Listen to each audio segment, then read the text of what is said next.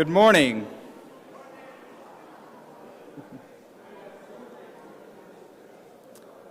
Good morning. Hey, Thomas. Good, how are you? Good.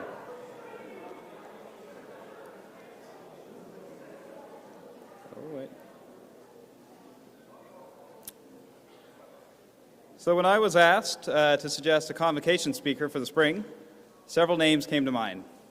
Included in my list of names was the most interesting man that I know. I first heard his name when I was a student at Bethel College, and he was a student at Haven High School. My grandpa told me that I should try to help recruit him to Bethel. He told me that when he was with the choir, he traveled to Syria and stayed with the nicest family. The parents were doing aid work with the Mennonite organization there, and they had 2 young kids, Tony and Mary. At this point, Tony was now a senior in high school and would be a great addition to campus, Grandpa said. I didn't do any recruiting of Tony, which is ironic given my current position, but I was excited to meet him when he became a student at Bethel. He would go on to become a member of our wedding party and a dear friend. I said earlier that Tony is the most interesting man I know. Before turning it over to Tony, I feel obligated to give a few examples of the stories I hear when I ask Tony about his life. The great thing about a Tony story is you never feel compelled to exaggerate because the truth is plenty interesting. As you will hear, Tony has lived and traveled all over the world. It was no surprise when I asked him to speak today that he couldn't commit to what part of the world he'd be in today. New York, Japan, Dubai. I remember calling him during COVID lockdown, and Tony did what any person would do. He ran an entire marathon in his small apartment in Dubai. Yes, it took a lot of laps weaving between furniture and kitchen appliances. Perhaps most extraordinarily, Tony once went to the NBA All-Star Game with tickets provided to him by his friend and NBA superstar, Joel Embiid. He sat courtside next to boxing champion Floyd Mayweather. Yes, he got pictures and they had a conversation. And he ended the night at Michael Jordan's birthday party. Just another day in the life for Tony. More relevant to today, Tony's worked several years for Total Energies, one of the largest energy companies in the world, and their growing renewable energy division. Energy impacts almost every facet of our lives, and it's changing. Please help me welcome somebody at the forefront of these changes, Tony Wagler.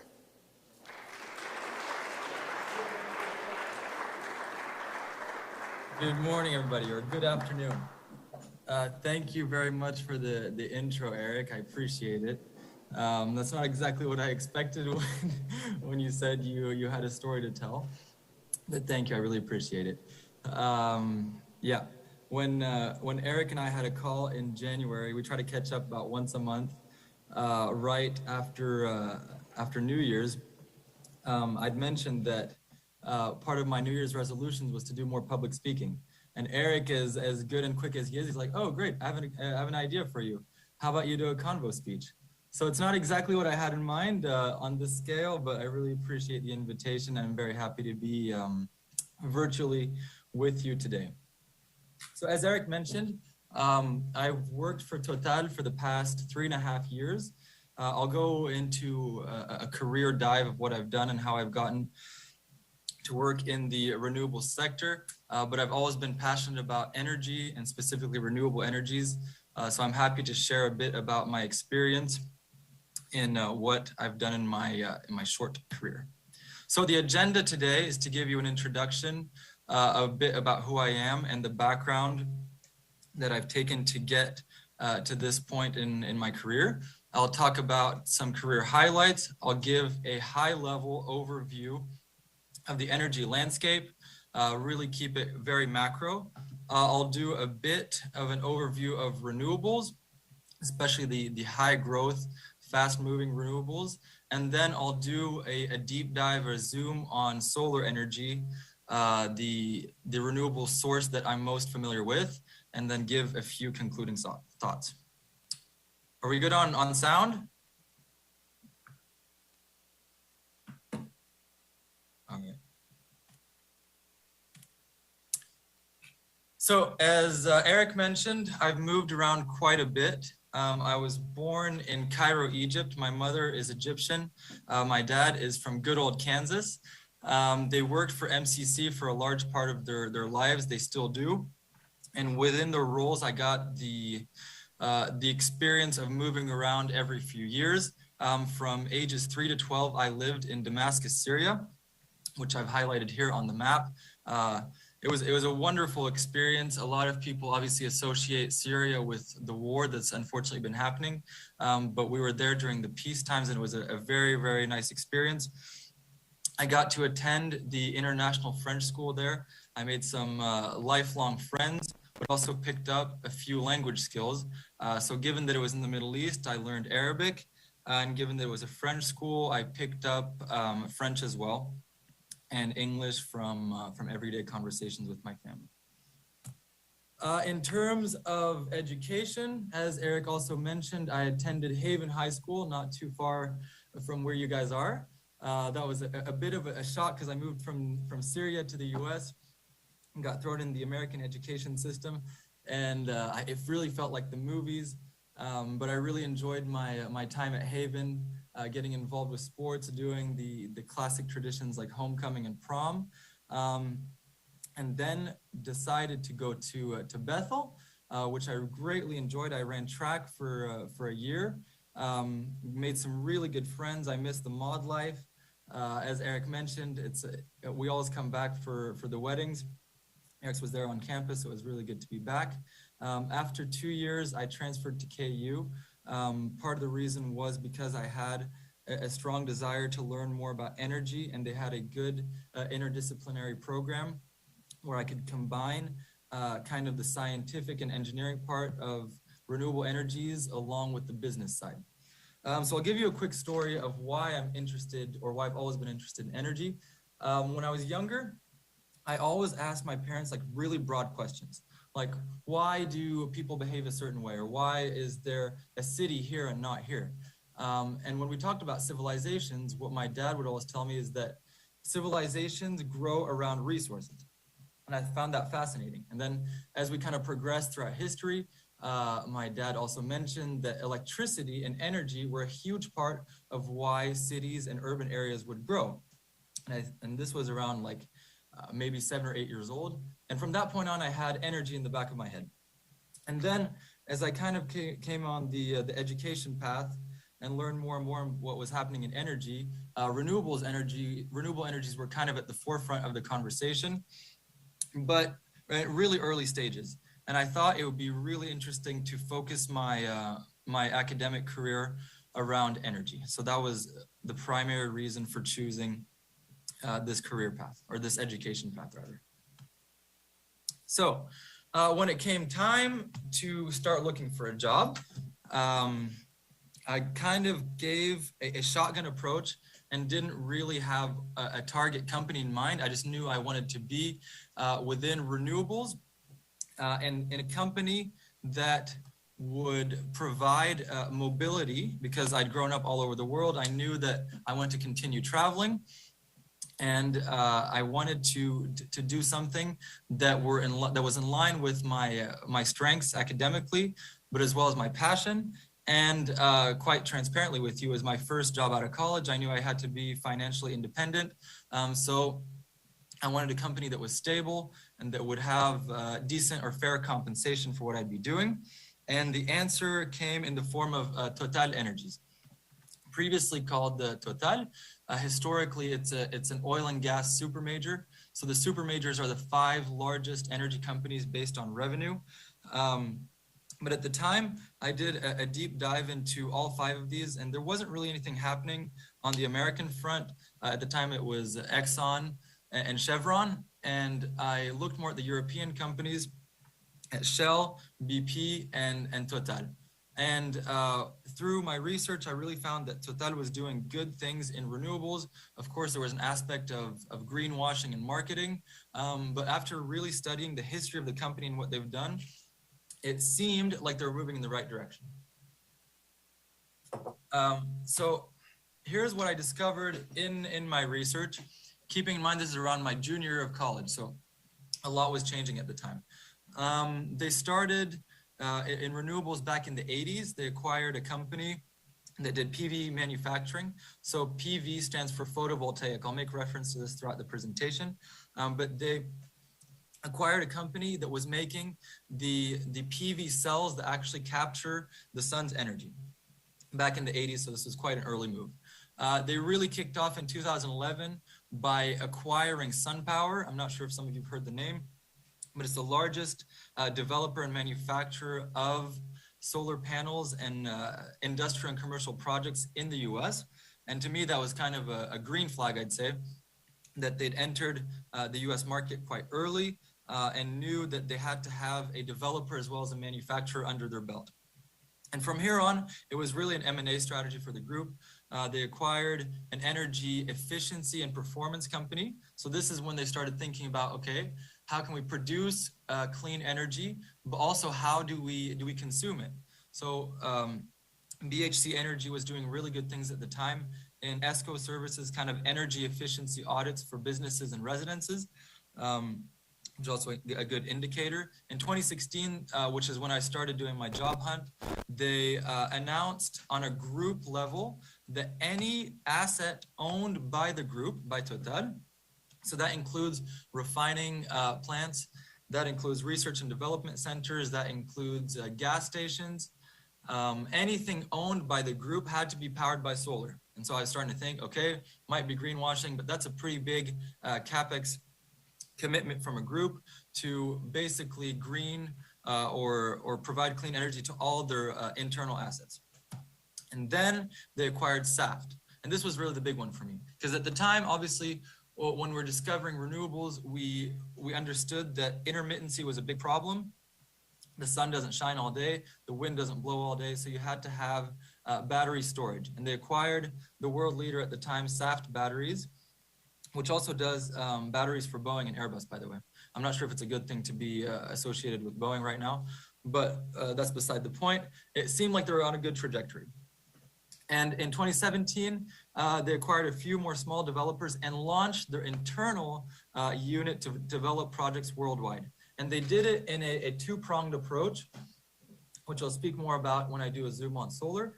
But the primary, the two sectors they did in solar were large utility scale power plants. So those are the huge, massive farms that you see in deserts and large agricultural unused areas.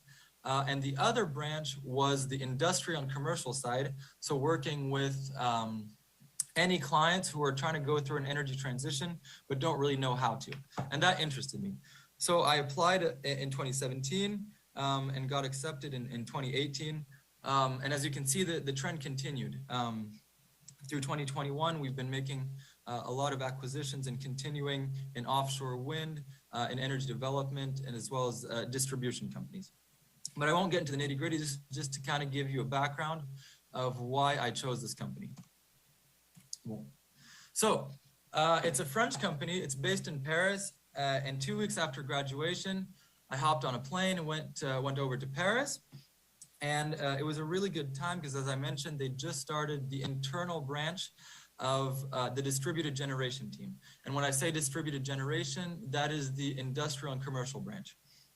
So I joined as an analyst. I think the title was business development analyst.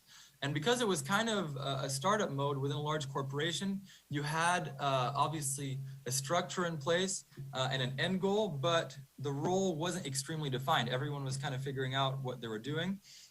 So I was exposed to a lot of really interesting things. And I think I was quite fortunate to get in at the base level because if you join a mature group or structure, you often get siloed in one role and you know more or less what your responsibilities are. But here, because everyone was learning, I had a really good opportunity to see a whole overview of the business, and we were all learning together. So part of what I worked on was new market entry studies. And what that means is when we would look at different markets to start deploying solar and wind energy, we'd look at a few things like what are the actual, let's say, physical conditions of the area? Would this area support solar or wind energy? Does the sun shine 50 days a year or 360 days a year? Do the wind patterns, are they aligned with the type of electricity that we can produce? We looked at regulation. We looked at sizing the market. Is there a potential actual market to sell electricity to. You looked at the competition. So really high level stuff, which I found quite fascinating. And I got the opportunity to work on the European market, focused on Benelux and Iberia, Southeast Asia for 7 or 8 countries in the region, based in Singapore, and the Middle East and North Africa. And the idea was that if this market was a real opportunity for the group, that we would set up a hub or a business satellite in Dubai, right? And so I found this extremely interesting. And this, just for reference, is like 4 months into my professional career. And we gave the green light on all 3 of these markets. And they came to me and they're like, hey, you worked on these 3. Which one do you want to go to? It's kind of like, well, what do you mean, which one do I want to go to? I just got here. And like, yeah, but since you worked on it, you kind of know the nitty gritty of these markets, the ins and outs. Do you have a preference? I was like, well, I kind of like Paris. I want to stay here. Like, that's not really an option. You've got to choose one of these 3. I was like, okay, great. So I looked. I didn't really want to stay in Europe unless it was Paris. Southeast Asia was interesting, but I had no real tie or connection to the area. And since I speak Arabic, it made a logical sense to explore Dubai. So the good thing, in a nutshell, about this first role was that I got exposure to a lot of high-level stuff, especially like long-term business plans of a big group quite early on, and I had multiple exit opportunities. So the next phase, they shipped me off to Dubai 6 months in. And we launched the hub in December 2018. I moved there in February, and it was really startup mode. So I thought that the Paris job was startup mode. This was completely different. There were 3 of us. It was a managing director, quite senior, a technical director who kind of was the, let's say, the Bible of solar at the time in Dubai. We recruited him locally. He had 15 years of solar experience, and myself. And we get there and we're like, okay, what are we doing? Basically, they gave us these huge objectives, these massive targets, an outline of how we can do it, but not really the resources we needed. So it really felt like a startup mode, which I loved, because there weren't really defined roles. Just because the guy was an MD or managing director, sorry, for the past 20 years, that didn't stop him from, staying late nights with us and stapling binders when we had to put together a tender response. So we were really in it all together. And my primary responsibilities here, because we're really setting up a brand new business, was the entity structuring. So I really had to do a lot of learning on the ground. I set up the 2 legal structures. I won't get into it, but we set up a development company, an asset company. We did the long-term planning for the group. We did the budgeting year over year. You had to give forecasts and then obviously meet them. And we also, I'll go into this in the solar part, but we do project financing.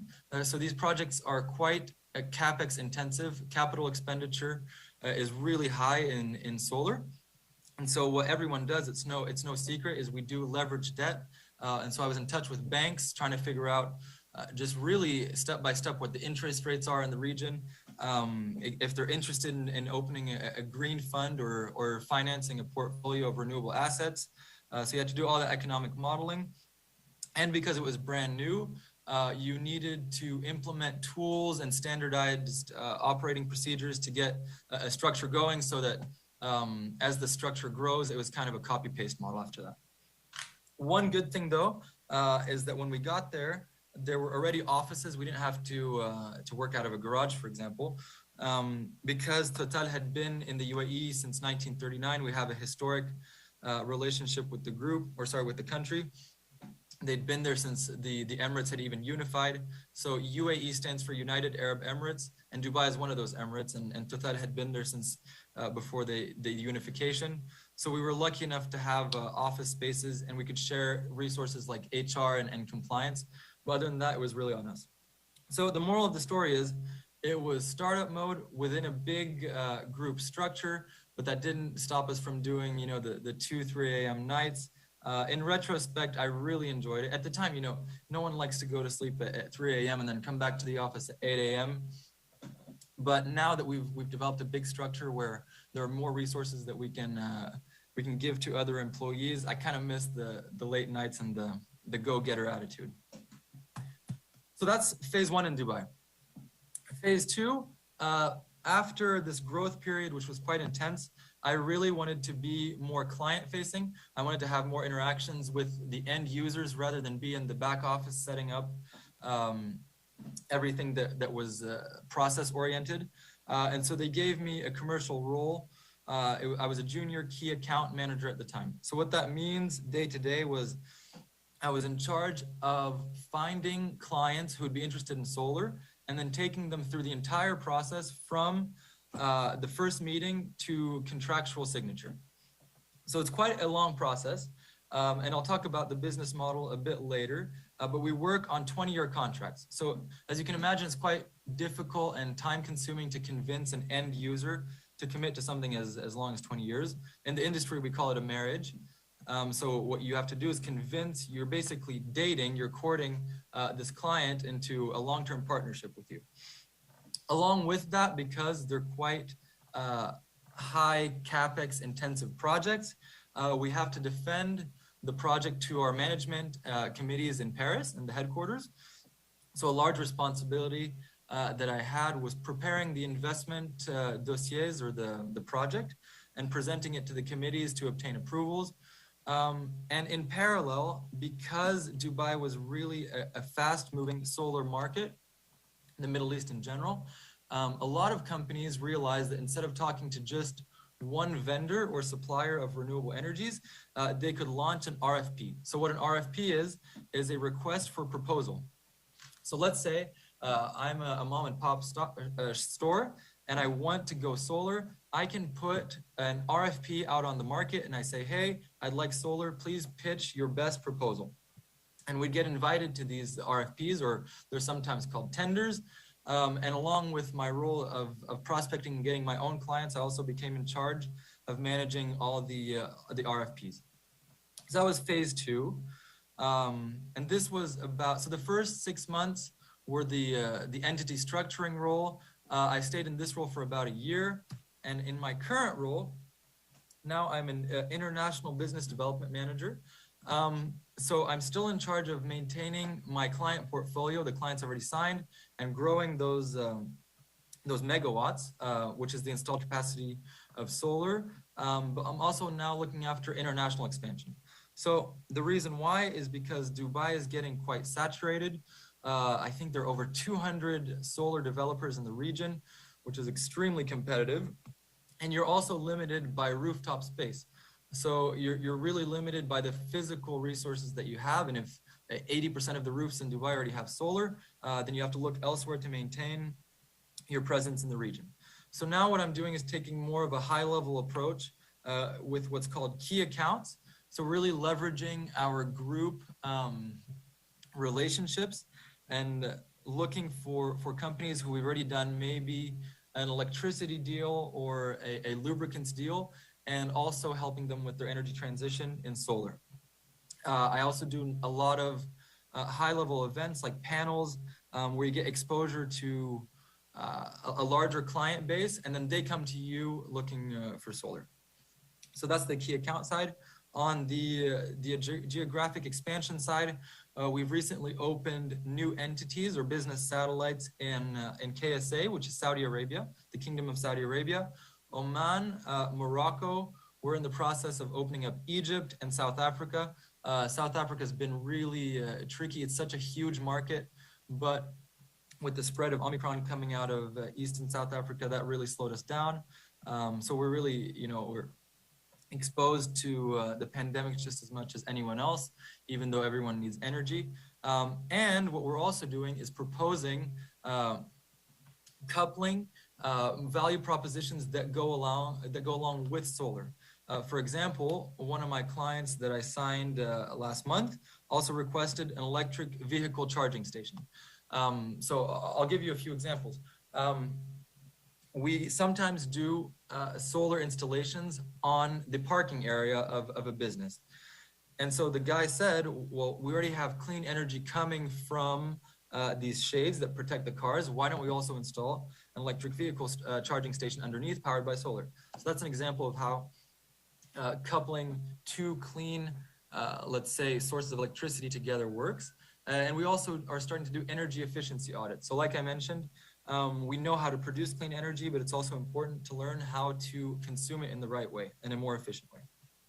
And this is my current role now. To give you an example of who we work with, these are some of the more recognizable clients I've had the privilege of working with. I think you probably recognize Microsoft, Toyota, IKEA. We work a lot with logistics companies like Kuehne and Nagel. This is a bit of a secret. I mean, we haven't signed a contract officially, but next week we're signing a big contract with LVMH, the parent company of Louis Vuitton, the luxury brand company.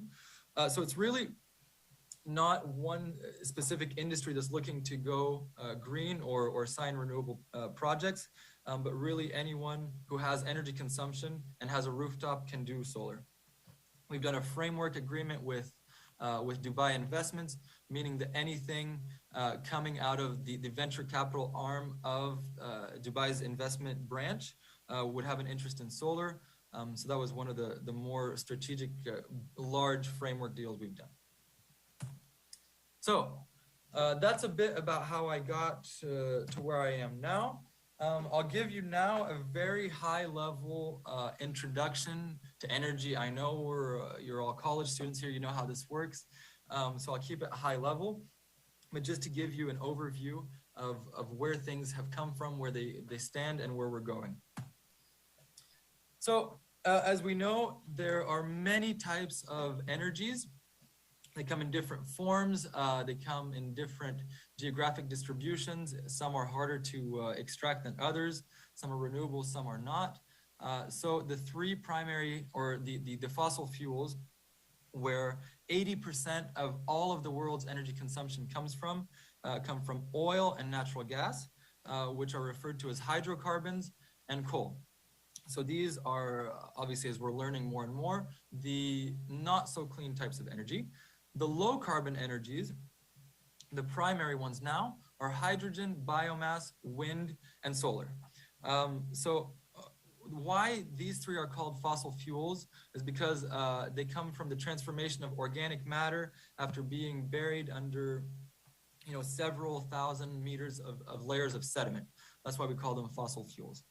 As I said, 80% of the entire world's energy consumption in 2020 came from fossil fuels. So I'll do a zoom on fossil fuels just to understand really where they are. So where are these resources located? First, I'll start with oil. As we know, a lot of it comes in the Middle East. This has caused geopolitical tension for years, just because this is such a valuable resource and it's concentrated very heavily in one region. As you can see, 49% of all of the world's oil reserves is in the Middle East. In terms of natural gas, just as heavily concentrated in the Middle East, you have 35%, as well as in Eurasia. And we're seeing, obviously, the effects of our dependence on natural gas now with what's happening in Ukraine. So these are all very relevant topics. In terms of coal, China has the highest concentration by far. But this is just to show you that these resources are really heavily concentrated in just 10 countries each time.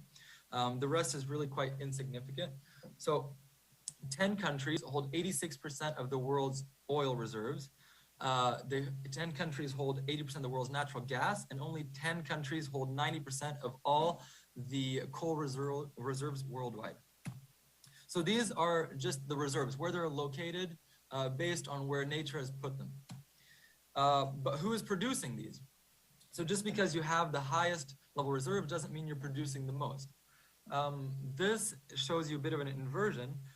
So in terms of oil, the US historically has not been the highest producer of oil, but with the introduction of shale extraction and fracking, the US has been the highest producer of oil and gas for the past 10 years.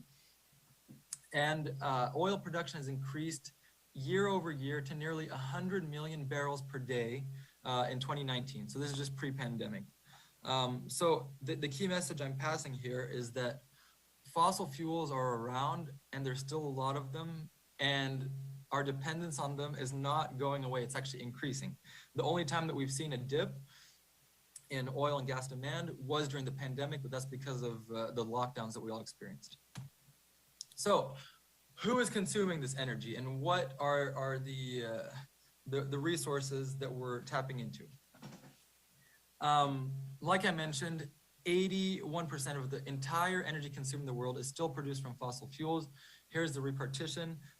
Oil, natural gas, and coal are quite evenly spread.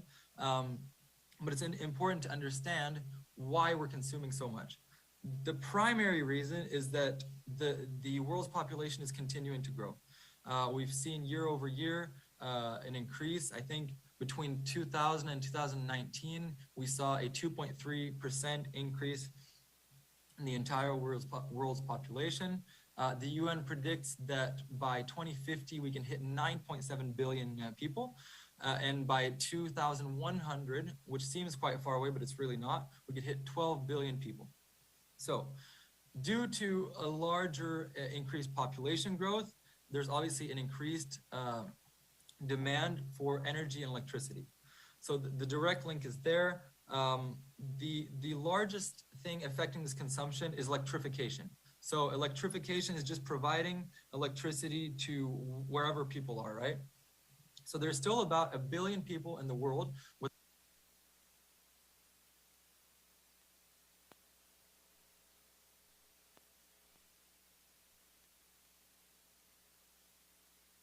indicator that our energy consumption will continue to grow. Second, there's an increase in tertiary sector activities. In the US, for example, it increased from 42% in the 1960s to 76% in 2017. The increased electrification, processes in industrial processes, and the mass development of energy consumption in the IT and telecommunications sector is huge. Data centers are a huge consumer of energy, and we know that we're obviously going more and more digital, so this trend will continue to increase. And as there are more people in the world, we at an individual level are also increasing our high intensity energy activities, such as heating and cooling. Those are quite, central cooling and central heating is probably the largest culprit of energy consumption on an individual level. I want to ask if anyone has any questions, but I'm not sure that's how it works. I think we'll do questions at the end. So, why is it that energy consumption growth and the fact that it comes from fossil fuels is a concern at all? That's because of the greenhouse effect and climate change. I know we're all aware of the subject, but I'll just briefly go over why this is a negative impact on the planet. As we know, fossil fuels burn and produce CO2 emissions, as well as other greenhouse gases, but that's the primary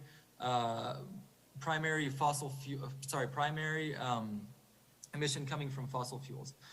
So as we know that the greenhouse effect, as the sun enters the planet's atmosphere, it already heats up the surface and then reflects off the surface of the planet.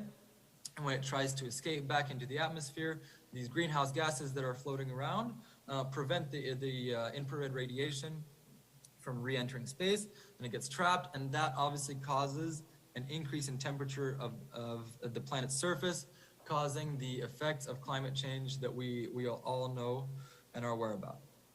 So this is the concerning figure. As I mentioned, 80% of all the world's consumption comes from fossil fuels, and 80% of all the CO2 emissions comes from these fossil fuels. So the link is quite direct and undeniable. So why is this something that we really need to focus on, especially in energy? Because all of the CO2 emissions are coming from primarily the energy sector. So here on the right, you have a graph showing global greenhouse gas emissions. And as you can see, a huge chunk, 76%, 3/4 is coming from the energy sector. If we look at where this is going, primarily to electricity, like I mentioned a couple slides ago, electrification is a huge energy consumer. Transportation relies heavily on energy as well. And industrial processes and construction really rely heavily on energy consumption. So the main responsible emissions are energy and agriculture. And coal, for example, produces 20 times more CO2 emissions per kilowatt hour than solar. So that's why this is the topic at the forefront of the energy is, okay, we need energy, the trend isn't going down. Yes, we're implementing energy efficiency measures, but the trend is still continued energy consumption growth. Where can we look to produce cleaner energy? So here on the left, you can see the intensity of CO2 emissions per type of technology. So like I mentioned, coal here is about 20 times more CO2 intensive than solar PV, for example. And then you go down the line, you have hydropower, offshore wind is way less carbon intensive. So this is the bright side of things. Now, I'll jump quickly into an overview of renewables. So it's important to note that in, I think it was June 2021, the countries that represent 75% of the global CO2 emissions had already implemented laws targeting a carbon neutrality by 2050, which is in line with the Paris Agreement. I think we're all aware about the different temperature scenarios, and we're targeting 1.5 degrees Celsius by 2050. So it's a promising sign that the countries that are producing the most CO2 emissions already have a roadmap of how we can achieve carbon neutrality.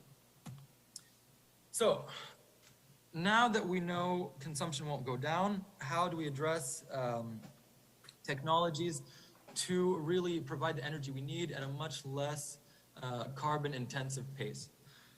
This really heavily relies on the advancement of technology.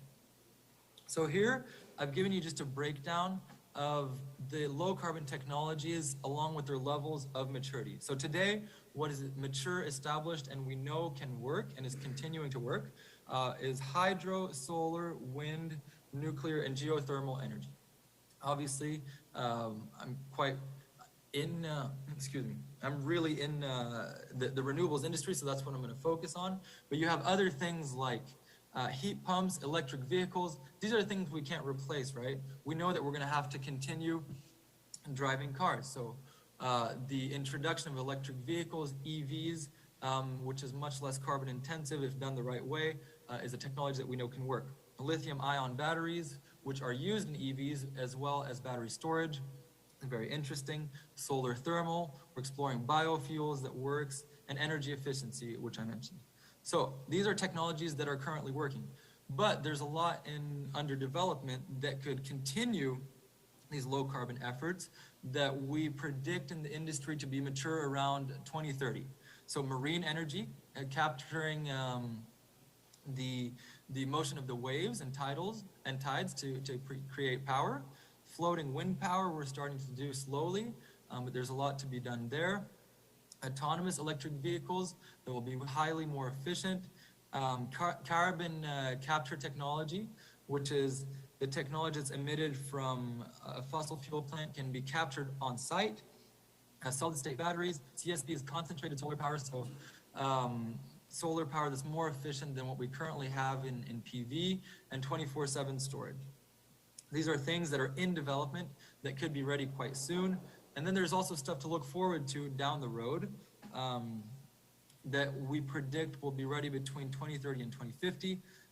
So zero waste batteries, hydrogen airplanes, new carbon capture technologies that completely eliminate the carbon emitted by any type of energy, and recreating the same components as fossil fuels, but in a synthetic way that is far less or zero carbon emitting. So what are the high growth segments in renewables that we've seen work and there's an actual demand for? So historically, large scale solar farms have been the most popular because economies of scale are at play here. The larger the installed capacity of the plant, the cheaper it gets, right? And obviously you want something that competes with the price of coal, natural gas, and oil. Otherwise, there's no economic incentive. And I'll go into that in the next slide. But historically, these large utility scale power plants have been popular. And for the past, I'd say 5 to 10 years, on-site solar is getting really popular. So as I mentioned, you can do carports. These are solar shades that you put on parking areas to protect your cars from the elements, as well as produce clean energy. You can use your rooftop space, which is primarily what we do in industrial and commercial clients, as well as residential clients, or ground-mounted solutions. So let's say you own a bit of land and there's unutilized space next to you. You can plop down some solar panels to produce energy to be consumed by your business or your house. In the wind front, the price has really dropped significantly in the past 5 years. I think it's dropped 50%. The levelized costs of electricity, LCOE, in the past 10 years. That's largely due to advancements in efficiency, producing larger turbines, understanding wind patterns better, really just advancements in technology. And so you have two types. You have offshore wind, where companies like Total, who historically have offshore drilling for oil platforms, we've used the same technology and are now doing it for offshore wind. So the advantage of this is that you can have these massive installations out at sea where you're really not hindering much, and you're not really bothering the population. The downside is that it's really expensive. It's still not quite at the levels that it should be. Or you can do onshore wind, which in Kansas you're very aware of. You have these large wind turbines wherever you have additional space. And in a state like Kansas, it works perfectly. Not perfectly, but you get the point. It's a state where it could work. But in the UAE, for example, in Dubai, we have plenty of sunshine, so solar works, but we can't do wind because there just isn't enough wind to justify the cost of putting these large turbines up. And to address the concerns of intermittency, there have been huge advancements in energy storage. So now, I'm not sure if this is a notion that's clear, but energy can't be it can't disappear. So if it's produced, it has to be consumed or stored. So the two ways that that's being done right now is that if I am grid connected, if I use the national or state grid, in Kansas I think it's Westar, if I have an overproduction of electricity, I can feed my solar energy back to the grid where it'll be consumed somewhere else. I'll talk about that in the Zoom on solar. Or you can have energy storage, batteries, lithium-ion batteries, on site where you're producing the energy. So as prices continue to drop for battery storage, this will become more and more important in the development of renewables in places where you might not have a grid or where you have an overproduction like in Dubai where the sun just is constantly shining and you don't have actually a consumption to match that production. Tony, I hate to cut you short. So when we talk about renewables... Tony, yeah. I hate to cut you short, but I do want to make sure our students get a chance to ask a few questions. Okay. All right, I'll skip the cost. I'll give you the brief notions of each slide. So here, this just shows the growth and the market evolution in renewables. So by 2050, the idea is to have a growth of about 90% in renewables versus what we have today, which is a hugely promising sign. And especially if you're looking to get into that industry, there will constantly be jobs. This is a bit of where the growth will be seen, mainly in Asia, but also in North America. Why the Middle East is one of the best places to do renewables is because we have all the factors working in our favor, especially for solar. So we have initiatives to promote renewable energies. The government has mandated that we reach 75% of the electricity grid mix from renewables by 2050. There are actually penalties if you don't. Obviously, we have the sun that shines 350 days a year, and solar PV module prices have dropped significantly. And the final thing is the financial aspect is that the grid price, what people currently pay for electricity, is really expensive. So if you can propose something that's clean and less expensive than what they're currently paying, the market is there. Eric, how many minutes do I have? I think we should probably move on to questions and maybe cover anything else there. So, Okay. Bethel, will you give me will you help me give Tony Wagler a round of applause?